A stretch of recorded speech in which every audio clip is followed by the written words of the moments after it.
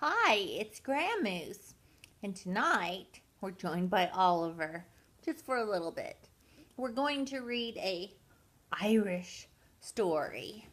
It's called Jamie O'Rourke and the Big Potato, an Irish folk tale. It is written by Tomie DePaola. I figured if you've ever been to Grandmoose's house, you will see all the potatoes in our kitchen. We like potatoes, especially if you're from Idaho, or your bloodline pools from Idaho. So let's begin. Jamie O'Rourke was the laziest man in all of Ireland. He would do anything to avoid working, especially if it had to do with growing potatoes. Jamie O'Rourke, his wife Eileen, would say, "We'll have nothing to eat this winter if you don't go out and dig up the praties." "Oh, the saints preserve us," Jamie would whine. "Me back's as sore as can be. Sure as I'm telling you, wife, you'll have to dig them up yourself. I'll break in two if I so much as get up out of this bed." See that one? So Eileen, who had done all the planting and watering and weeding anyhow, would go out to the tiny garden and dig up the smallest potatoes in Ireland, all because Jamie was too lazy to dig a larger garden and had no money to buy good potato seed.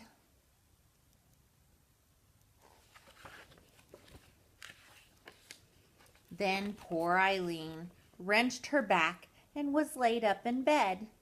St. Bridget and Virgin Mary herself must have smiled on Eileen O'Rourke. The village women said, "Why, it's the first rest she's had since she married Jamie O'Rourke." Oops, sorry.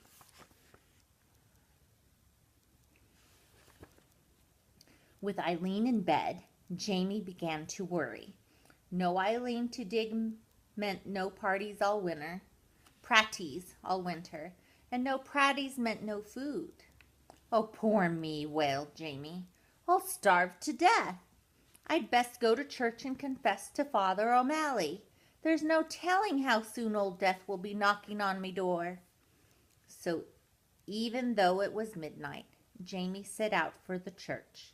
He was about halfway down the hill when he heard singing and a tap, tap, tapping sound.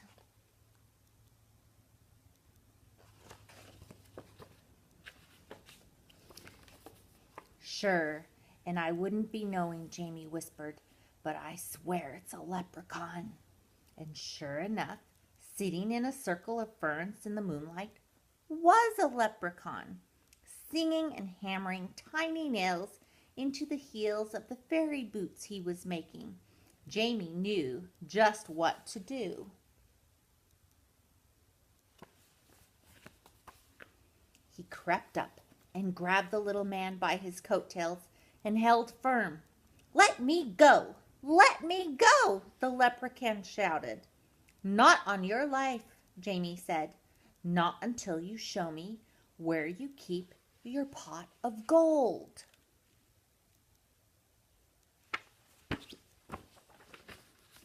Now everyone in Ireland knows that leprechauns make boots and dancing shoes for the fairies, who pays for them with gold. And everyone knows that if you catch a leprechaun, he'll pay for his freedom with his pot of gold. But this leprechaun was cleverer than most. "Oh, please, Mr. Mortal Man," he pleaded.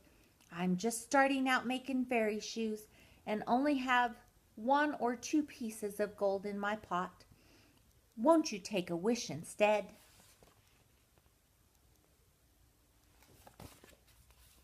"Why, what would I wish for?" Jamie asked.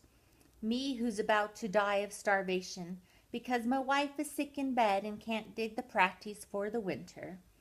And they're such puny praties anyhow. Well, said the leprechaun, reaching into his pocket, you could wish for the biggest pratie in the world. It would last all winter, and you wouldn't have to do anything more than plant this seed, water it, and wait.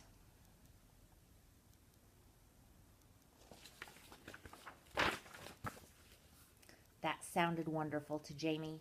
Done, he shouted, and as the leprechaun dropped the seed into Jamie's hand, Jamie let go of his coattails, and off the leprechaun scampered. When Eileen heard what he had done, she was furious. Jamie O'Rourke, you're not only the laziest man in Ireland, but a fool as well, giving up a pot of gold for a pratie seed. Well, I'm going to plant this seed and water it, and you'll see, Jamie said, and out he went.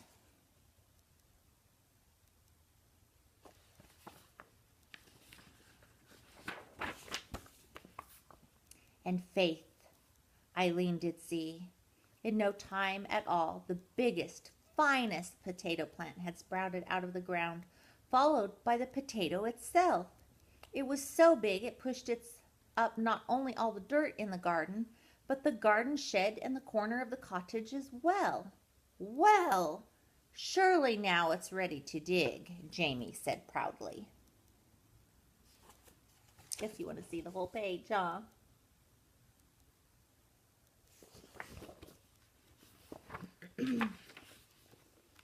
He hoed all around it, but he couldn't dig that pratie out of the ground. He got a beam and the big rock and tried to pry it out. He pushed and he pushed, but it wouldn't budge. As he was wondering what to do, his neighbor passed by on his way to the village. He couldn't believe his eyes. He couldn't wait to tell everyone in the village what he had seen, and before you knew it, the hill up to Jamie's was filled with villagers coming to see the big potato.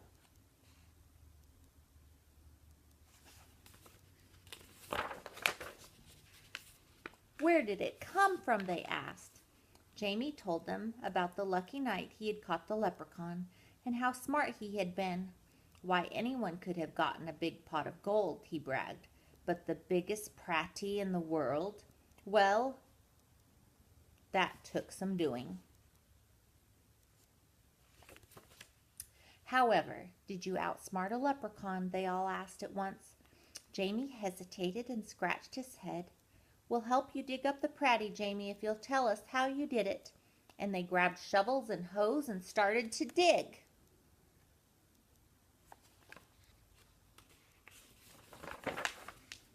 They dug and they pushed and they shoved until the potato flew up out of its hole. It rolled down the hill faster and faster until it reached the bottom, where it bounced up high and came to a stop, wedged between the stone walls on the other side of the road. What to do now?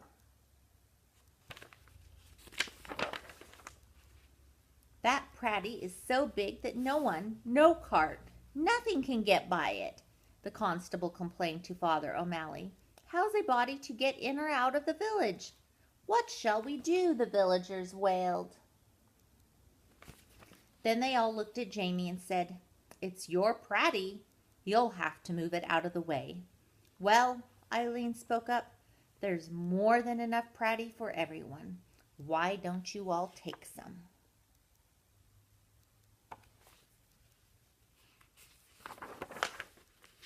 So the villagers sawed and chopped and carted off huge pieces of potato, while Jamie sat on the stone wall and watched.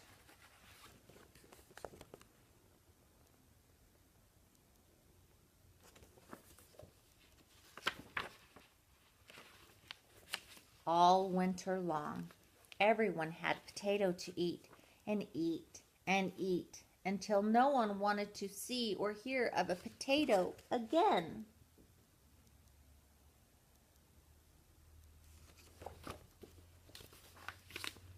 In the spring, Jamie said, I saved a potato eye for a seed, and it's just about time to plant it." "Oh, no," the villagers cried. "If you promise not to plant it, Jamie, we'll promise before St. Patrick and all the saints to see what you and Eileen always have plenty to cook and eat. We don't want another giant Pratty around here." Jamie smiled and agreed. What a perfect life for a lazy man.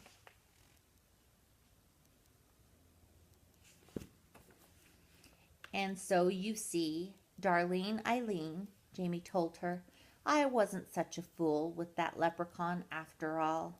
And Eileen had had to admit that Jamie O'Rourke was right.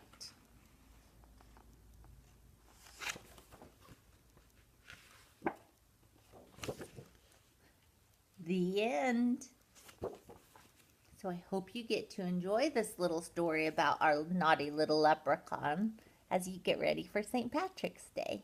Good night. Grammys loves you.